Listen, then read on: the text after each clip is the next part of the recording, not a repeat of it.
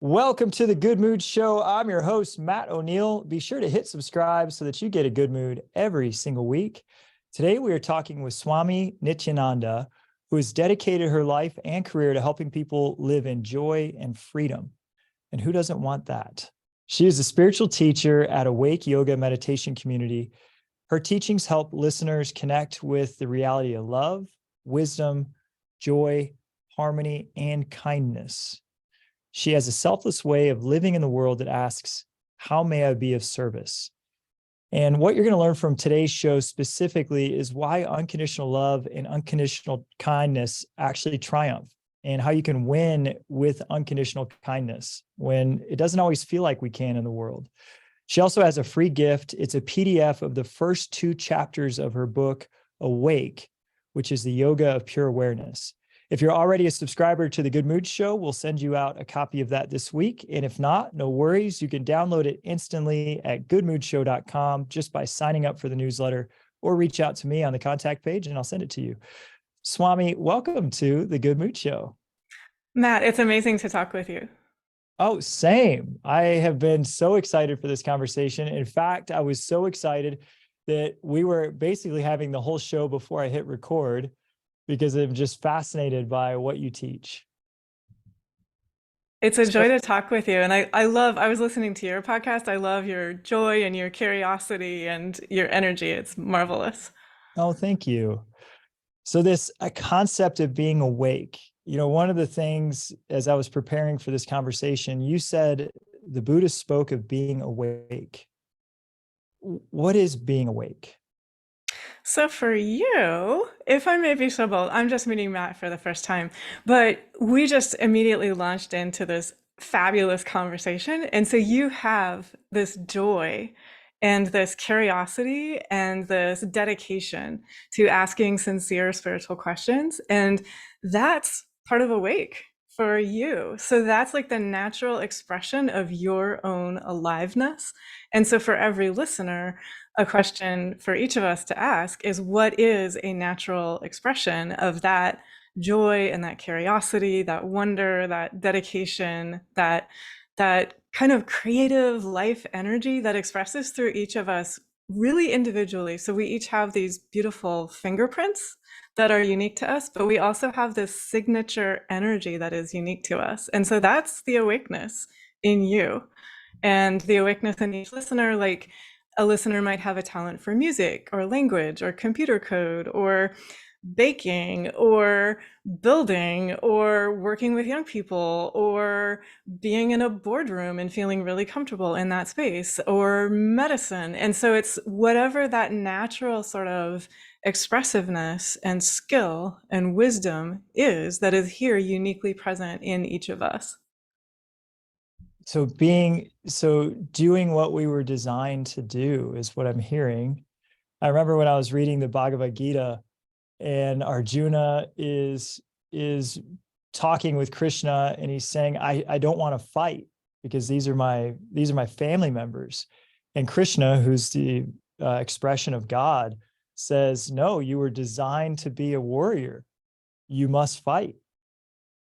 And so for Arjuna in that moment, his expression of being awake was being a warrior. So being a warrior, and it's actually really interesting, I'll chime in with great joy. So my teacher was named Swami Shankarananda, and Swami Shankarananda founded the meditation community where I am, Awake Yoga Meditation, and we're geographically located in Baltimore, Maryland. There are accessible ways to join us online from wherever you are across the country or around the world. But one of the things that Swami Shankarananda taught about the Bhagavad Gita and that central query at the outset, which is Arjuna sort of has this feeling of, I am a warrior and I don't want to fight. How do I proceed? Swami Shankarananda taught that that was a metaphor for each of us within ourselves has to find strength, courage, wisdom, skill, and then also that energy of unconditional love and kindness. And that is what allows us to fulfill our role in life. And so if you are an honorable soldier, it's amazing to be an honorable soldier.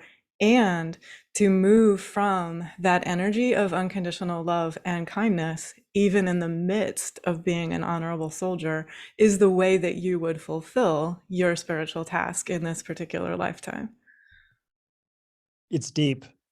It is It's very deep. super deep because he's like, these are my family members. I don't want to kill them. So Yeah. I'll just not participate.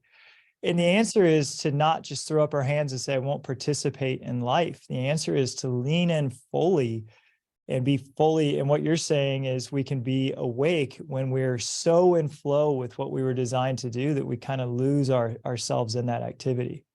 We're fully present and we lose doubt, we lose confusion, and we lose a feeling of separateness. And so when that happens, we're remembering our own awakeness, we're remembering our own true selves. And then, I mean, if you want to put this in terms of the brain and brain activity, the fear-based part of our brain relaxes and we're able to connect with the part of our brain that has access to memory and creativity and possibility and positivity, and all the energy of solutions are then able to come pouring in and share themselves with us and through us as well. And so we move through the world in this energy of universal kindness and respect and awareness, which is a very different energy than the energy of scarcity or fear or competitiveness or rival or anger or jealousy. So I play basketball.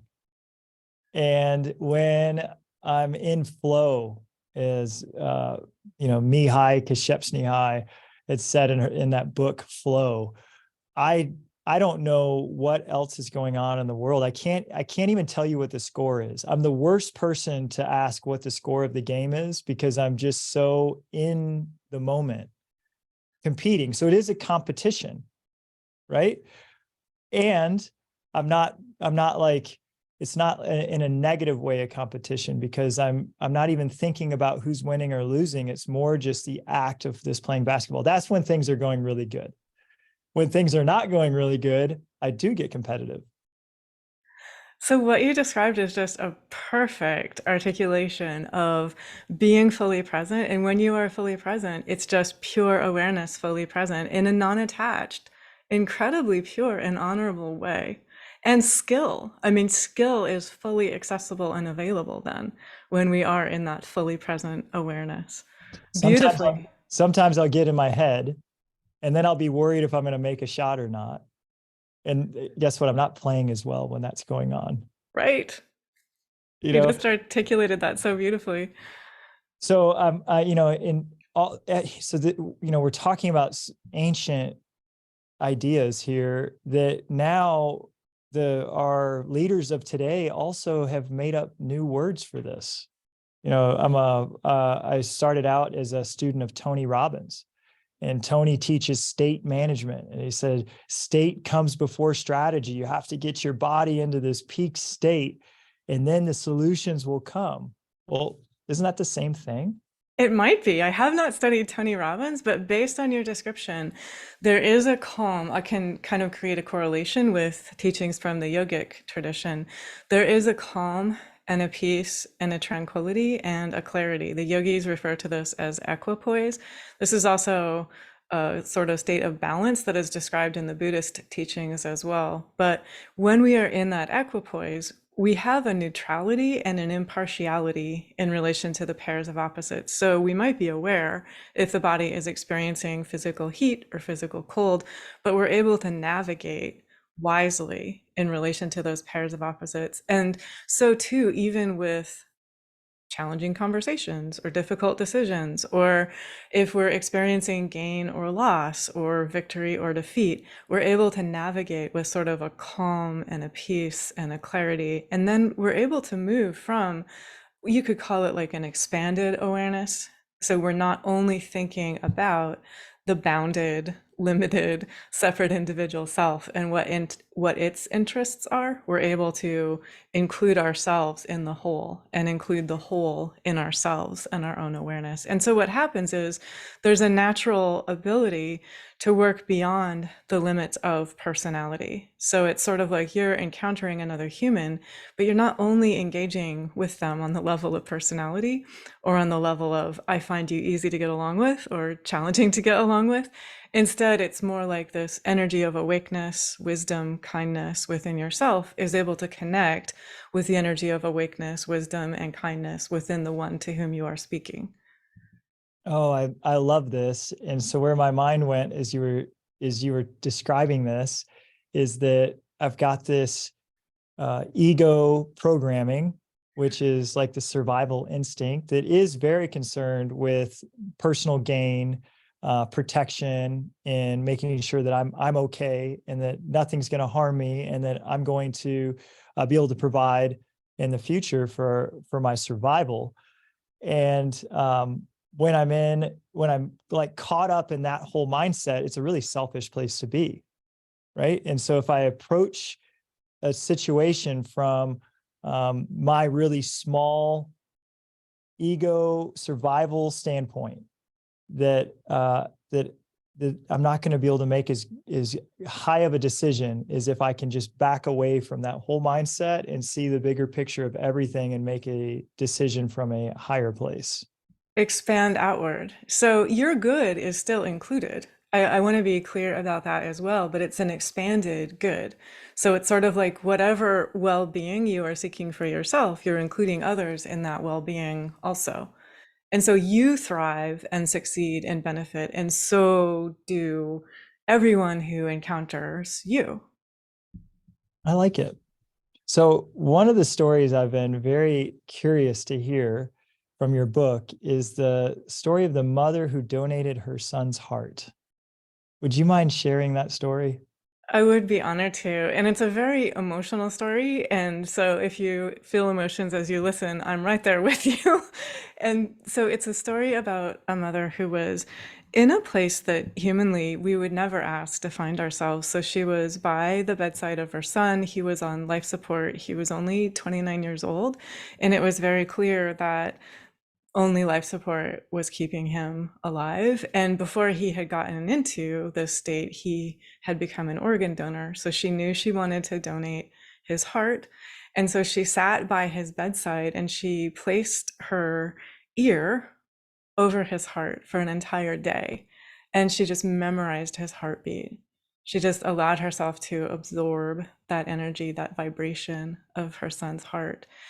And it turns out that each of us has a unique heartbeat, that our heartbeat is as unique as our own fingerprints.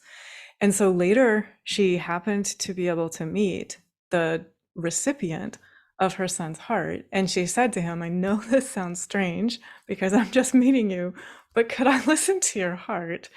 And the recipient said, yes, of course, you can listen to my heart. And so she put her ear up against his chest and listened. And she said, that's my son's heart. I would know my son's heart anywhere. And so it's an incredibly moving story.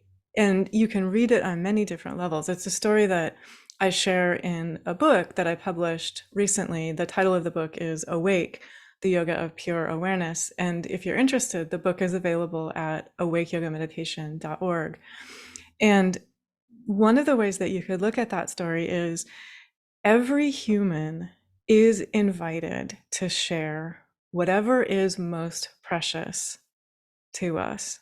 And so that story is an example of that mother sharing her own son's heart, and an example of how, when we share what is most precious to us, what we give lives on beyond the boundaries of the separate individual self.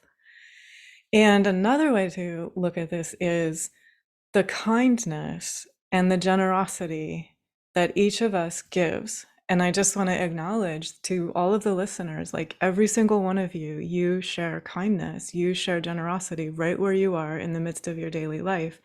Your kindness and generosity walks around in the heartbeat of everyone who you encounter.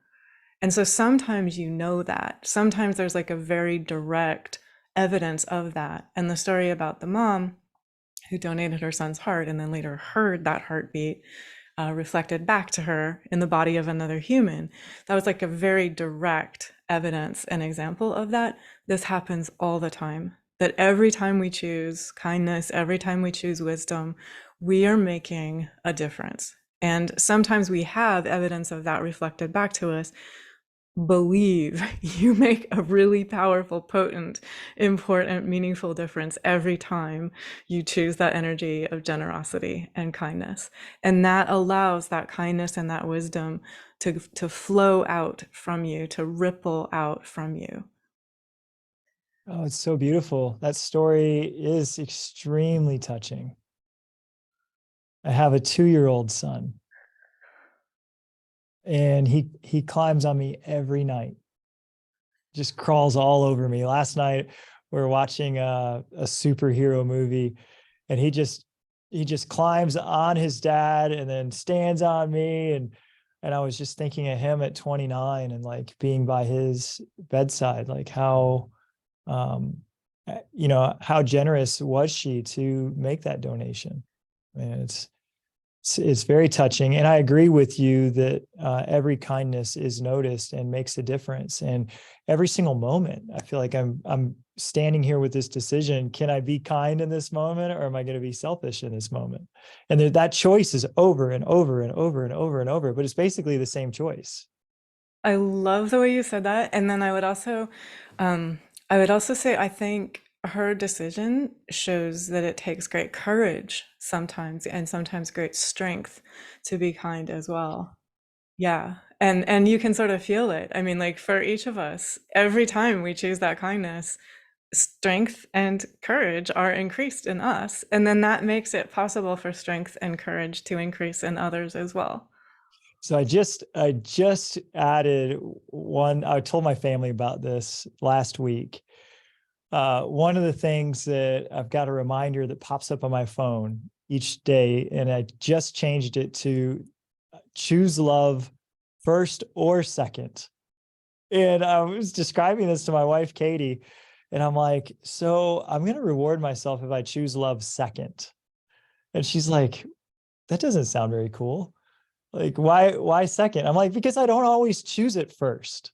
And so sometimes, I just this weekend, I was stressed. Uh, it was raining and we were packing up for camping, and we had this roof rack on top of the car, and it's just pouring down rain. And I'm trying to unlock the roof rack so I could pack everything up in the rain. And my wife had unlocked the other side because she also was packing, and we didn't communicate. And when I unlocked it, the whole thing just fell apart. And it's like extremely difficult to get back on. And so, I'm like, oh man. And I'm just getting water's just running down my arms, and it's getting everything wet. And I said to my wife, I'm like, I, you know, this happened because you parked the car too close to the cabin. And so I didn't choose love first. I reached my max capacity for being kind. The rain and the thing broken. And then I chose love second. And I came back and I said, I'm so sorry. I reached my stress capacity and I acted like a victim, and like this was on you, and it wasn't on you. And I just want to apologize and tell you that I know you're always supporting me. And so that was That an example of choose love second. That is such a beautiful example. I mean, thank you so much for your honesty and your courage in sharing that example. And it's beautiful. And I really love, so what you just demonstrated as well is self-awareness and then the ability to self-correct, to come back into the stream of love and kindness if you step out of the stream of love and kindness. So really honest for humans to admit that every human has the ability to choose love and kindness or to step out of the stream. And so what you just demonstrated is if we do step out of the stream, just choose to step back in. And then I also wanted to share, it's been many years since I read this, but the Dalai Lama talked about how at the end of the day, he's tired and he can get cranky. He can be not his best self. And so if that's true for the Dalai Lama, it sort of allows ordinary, everyday humans to have a sense of humor and graciousness and patience with ourselves. And then when we're able to be gracious and patient with ourselves, we're more able to extend graciousness and patience to the humans we interact with also. Yeah, I want to get more and more aware of when I'm hitting that max stress so that before I say something sideways, I can stop it. So that's my work right now. So, with that being your intention and that being your practice, you will establish awareness that you will do it just day by day, choice by choice. You will be creating awareness. So, you're absolutely right as well to acknowledge that we can create a sort of built in awareness. Each of us has the ability to do this for ourselves. Yeah, I just want like the alarm to ring, Yeah. like the alarm to go off in my head as the top Yep. of the roof rack tumbles around and I'm wet and I'm like, and have the bells go off like, hey, you're there. Like you're about to be unkind. You've hit this max capacity. And yeah, when I'm hungry or when I'm tired, it's the other thing will happen. I'll fall asleep on the couch and then it's time to put the kids to bed. And I'm so tired, right? I just want to sleep. That's another time that I'll not have the capacity to just be kind at all times.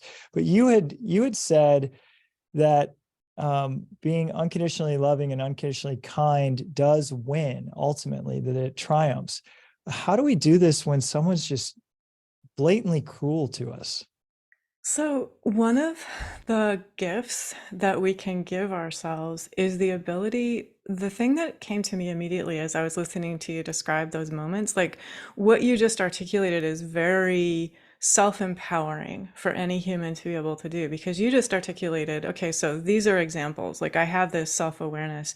These are moments when I could easily step away from being kind and from being fully present and patient and peaceful.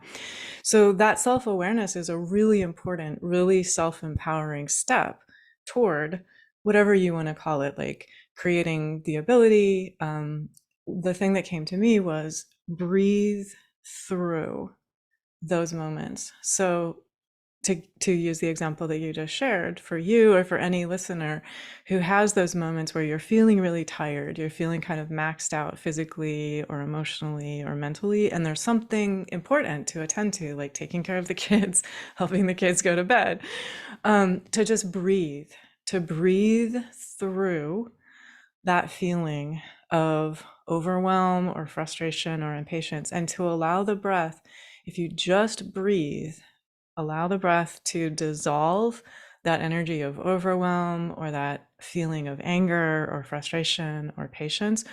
That simple breath can allow you to dissolve that feeling.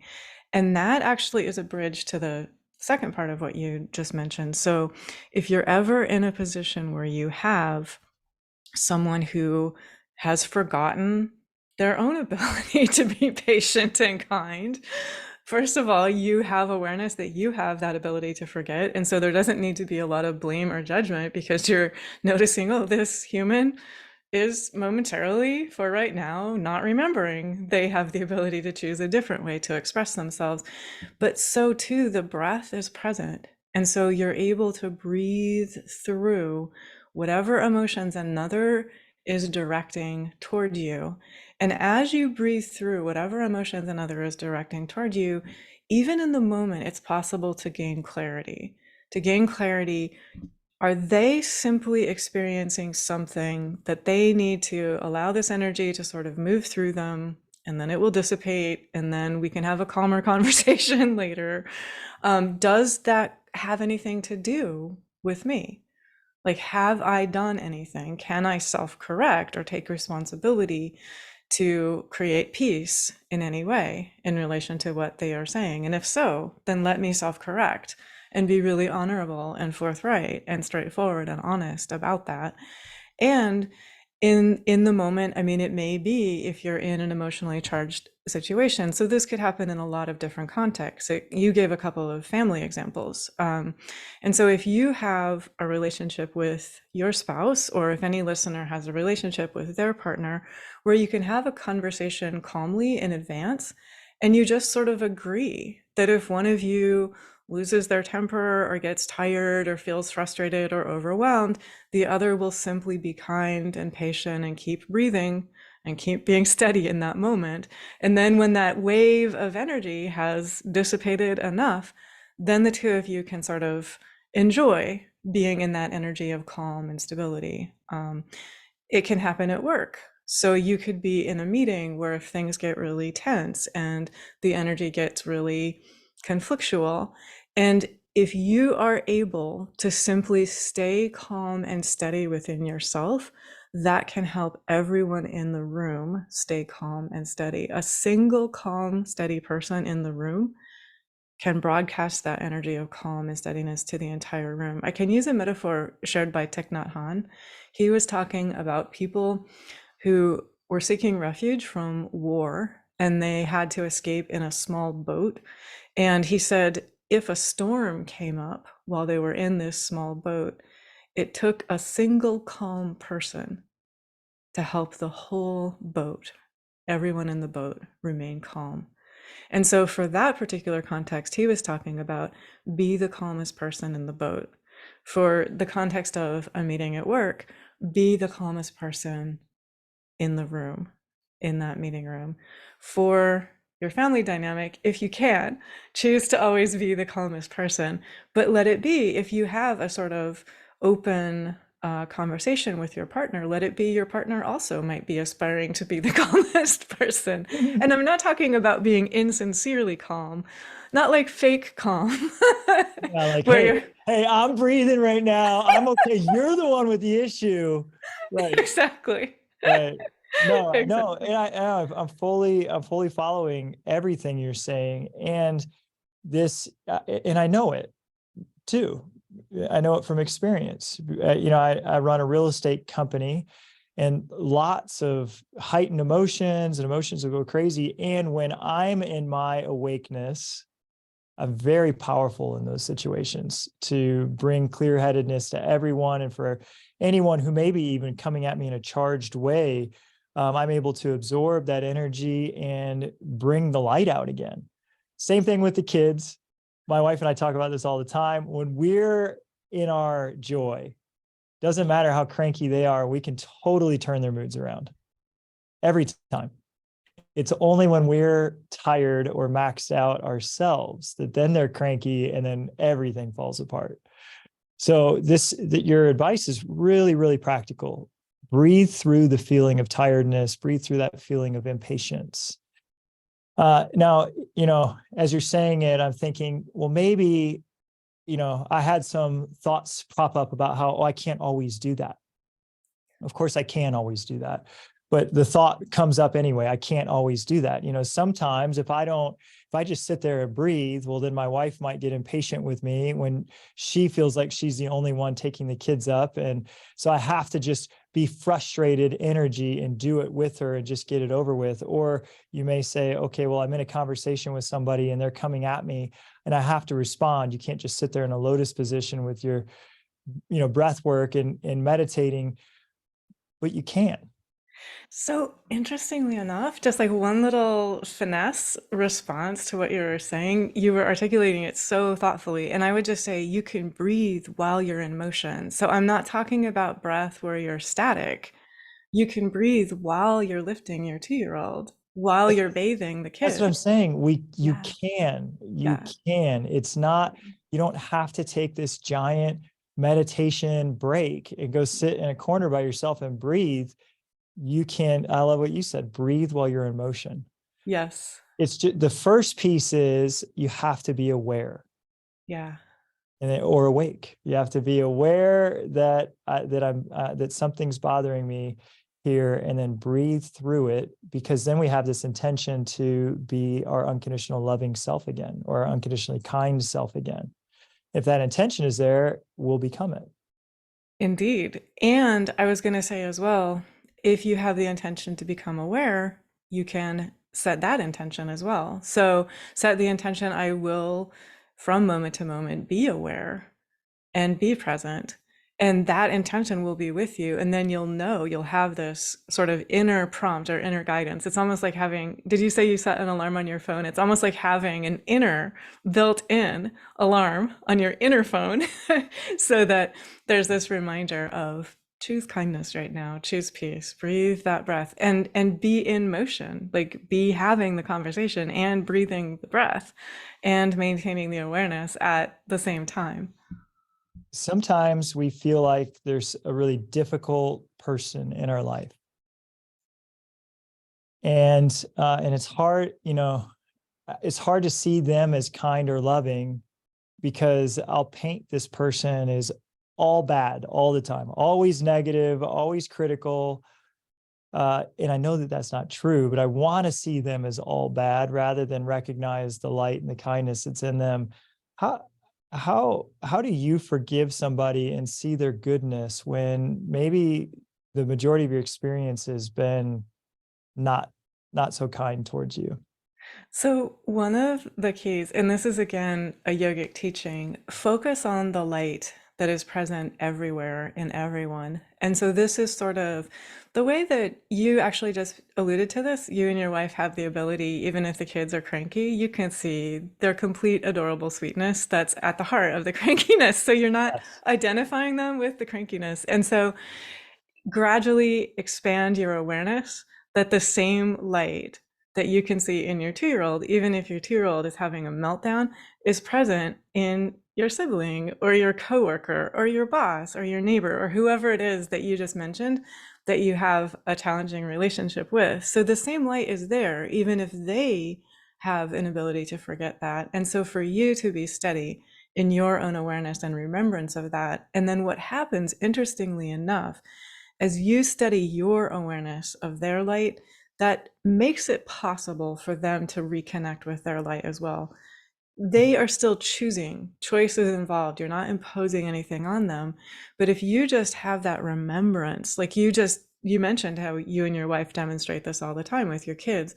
You're in the energy of joy. Your wife is in the energy of joy. That helps the kids remember joy is actually a lot more fun than stepping out of joy. And so Yeah. just to be such a steady beacon of joy and peace within yourself, that it helps others be a steady beacon as well.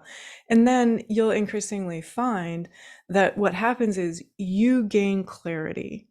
You gain clarity in relation to whatever you have been perceiving as challenging in relation to another.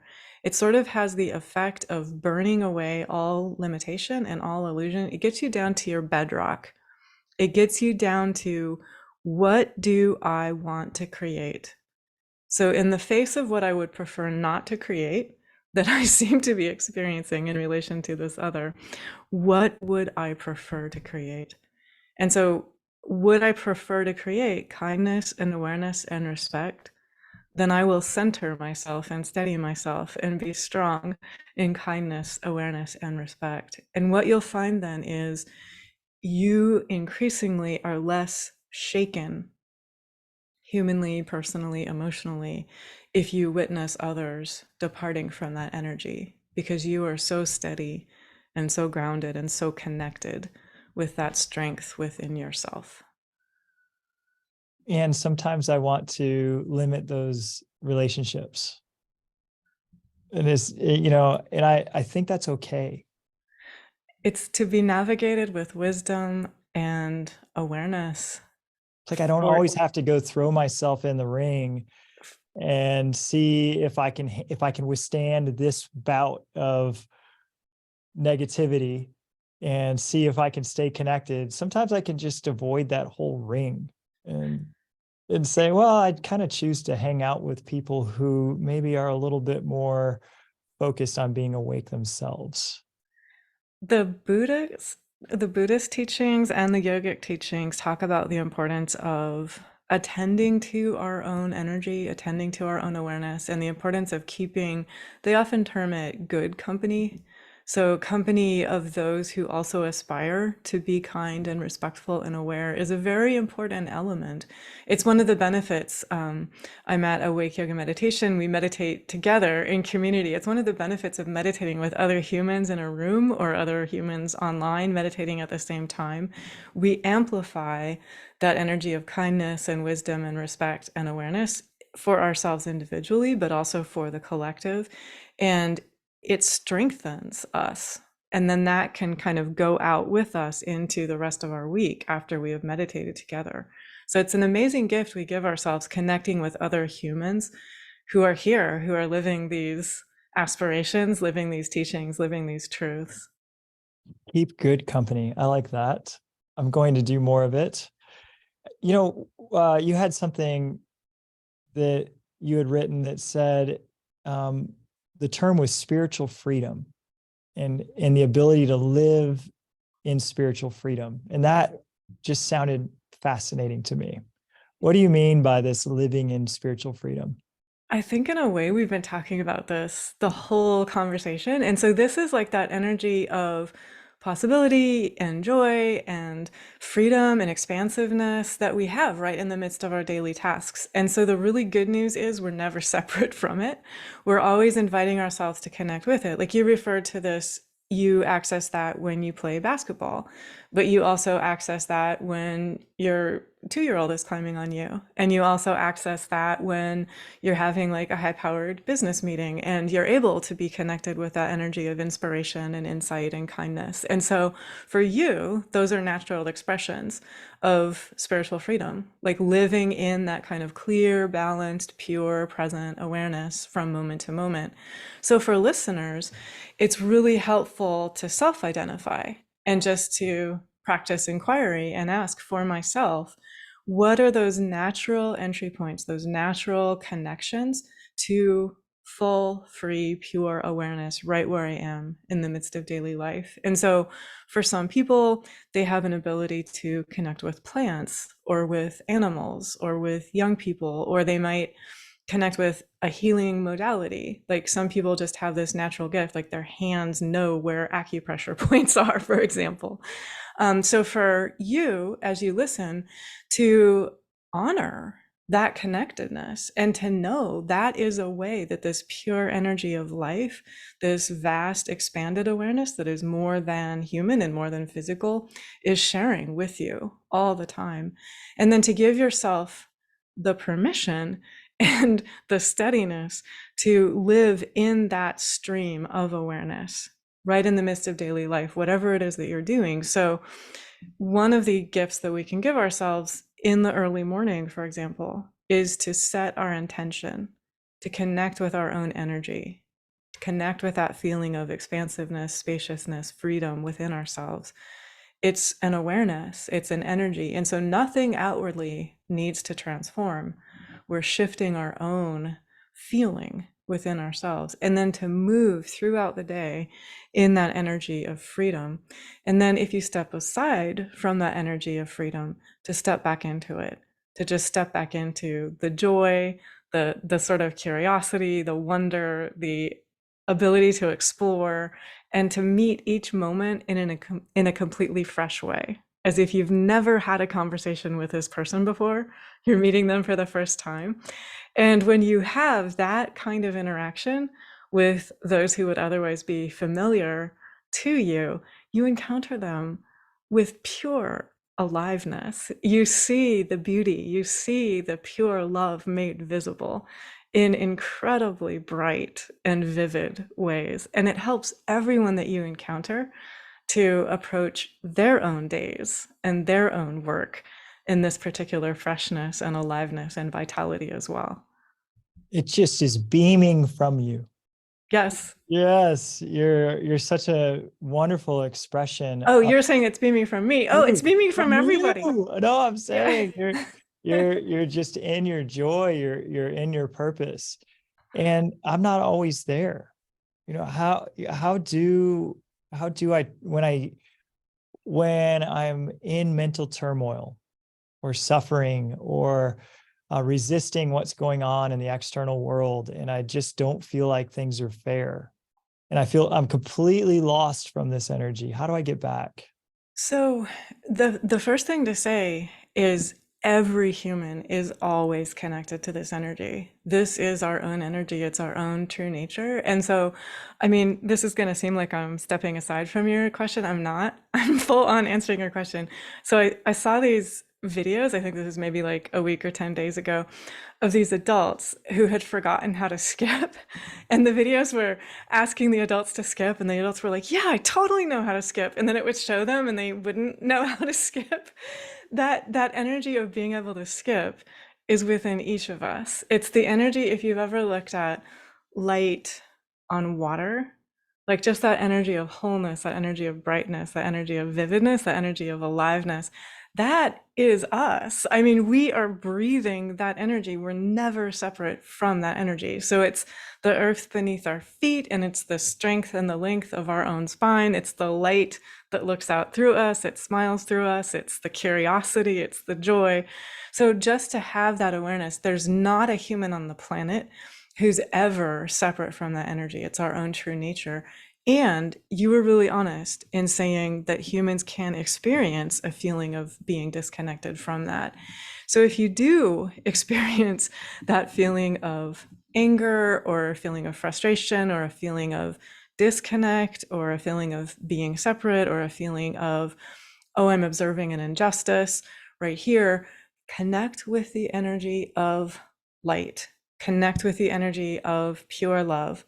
So the energy of light and the energy of pure love, they are the energy of pure potentiality. At the end of the Bhagavad Gita, Krishna says, I am this energy of light, this energy of love, this energy of righteousness, this energy of truth, this energy of justice, this energy of seeing clearly, this energy of dispelling all doubt.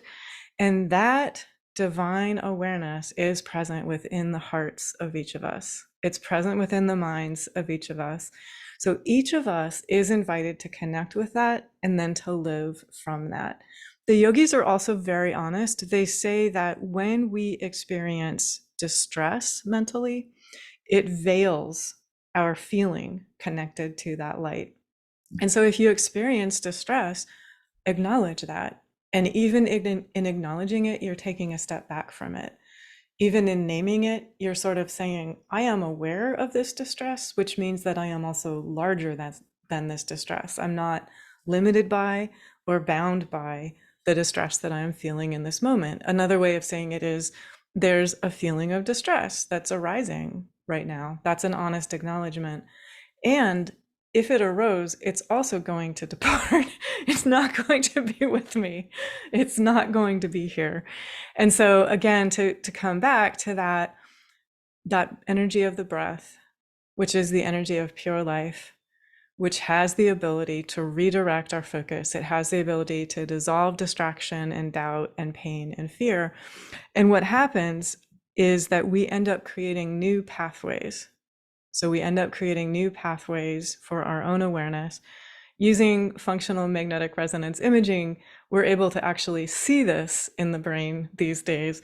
But yogis have described and taught and practiced and perfected this for millennia. And so it's actually kind of amazing. We're able to now sort of scan and say, oh, this is an example in action of what the yogis are talking about. So for any listener, the important thing to know is that our brains, we can heal, we can create new pathways. So any pain patterns, each of us has the ability to create healing in relation to those pain pathways. Each of us has the ability to create pathways so that we live in peace, so that we live in joy, so that we live in freedom. And so that becomes our steady foundational starting point. And then it becomes actually unusual or less usual to experience anything other than that. But even the Dalai Lama, Yes. when he's tired, can Yep. be cranky. So Yep. that's where we can have a little grace on ourselves when it's pouring down rain and the top of the car rack just totally falls apart. It is saying, okay, if the Dalai Lama, like, if he gets cranky, it's okay if I do too. I'm just normal.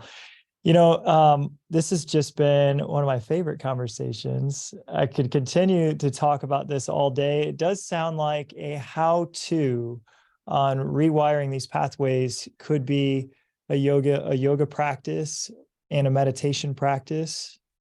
Are there other things that you would recommend on a So how the to? practice of intention can be a really helpful one as well. Even just before you get out of bed in the morning, setting your intention. So if you have that intention of, I choose to move from the energy of peace and light and joy this day, and to actually allow yourself before you get out of bed to feel, what does peace, light, and joy feel like in my body? So the body of each of us is an amazing indicator. It helps us navigate. It's almost like a GPS system that we have for our own energy. And it will help us gain wisdom and gain clarity and gain strength, to have awareness of our own energy system and our own body. And then say that you get to the middle of the day, you've just had a fun and dynamic meeting at work, but you might have a challenging conversation coming up. You can go to the restroom, wash your hands, and as you do, connect with that feeling of light and peace and joy within yourself. Feel how it feels in your body, and then allow that feeling to be with you in that next meeting. And then if you need a break after the next meeting, come back, wash your hands again, connect with that energy of light and peace and joy. And it's actually possible to let this be a sort of steady practice throughout the day. Yes, also yoga is amazing. The yoga of asana, the yoga of postures, is amazing to help integrate that light and that peace in the body. And meditation is a really profound healing modality that's very accessible and very directly available for all humans. That was, you just, at the very end of the show, you just dropped this whole segment on intention of feeling light and peace and joy that just, I had to write it down and capture it. And I'm going to come back to this episode because, man, that was beautiful. Just taking a break to wash my hands and reset my intention to be the peace. It's awesome. And it's right in the midst of daily life. It's right at our fingertips. It's with us. It's actually with us already. So we're just remembering, we're just reconnecting. Each of us has this sort of treasure house of infinite possibility and energy within ourselves. And we're just reminding ourselves of that. I'm very excited to read the rest of your book. And if you want the first two chapters of this incredible book, Awake, the Yoga of Pure Awareness, just go to goodmoodshow.com and sign up for our newsletter, and we will send it out to you. And Swami, how could people get in touch, maybe meditate with you and your community? How could they learn more from you? So everyone is welcome. People from all backgrounds, longtime meditators, brand new meditators, everyone is welcome. So Awake Yoga Meditation is the name of our meditation community, and our website is awakeyogameditation.org. In person in Baltimore, Maryland, on Sundays, we meditate in a physical space, but also Sundays, Tuesdays, and Fridays, we meditate online. And so you can join us on Zoom or YouTube. We share our teachings in a lot of different formats. So there's e-courses and books on our website, awakeyogameditation.org. There's also teachings on YouTube, Facebook, Instagram, and TikTok, if you like any of those platforms. I'd love to join you for a Tuesday or a Friday meditation. What times of day do you typically do that? So the Tuesday and Friday meditations are at 7:30, and the Tuesday meditation is a 30-minute meditation. So it's very accessible, but also very potent. You would definitely enjoy it. And then the Friday meditations are at 7:30, and that's more like an hour. So 20 minutes of silent meditation at the beginning with a little bit of guidance for those who like a little bit of guided meditation. And then a meditation talk. So sharing some of the yogic teachings, some of the yogic principles, how to put these into practice. And then Sundays, we start at 11 a.m. I should mention I'm giving Eastern times. We're in Baltimore, Maryland. So Sundays we start at 11, and we're probably usually done by about 12:15. I'm going to do it. I'm going to come join you and meditate with your group. I'm very excited to do it. And this conversation has just lifted my heart. Thank you so much for being here. Thank you, Matt, for being here, for all that you share. It is an absolute joy talking with you. All right, we'll see you later.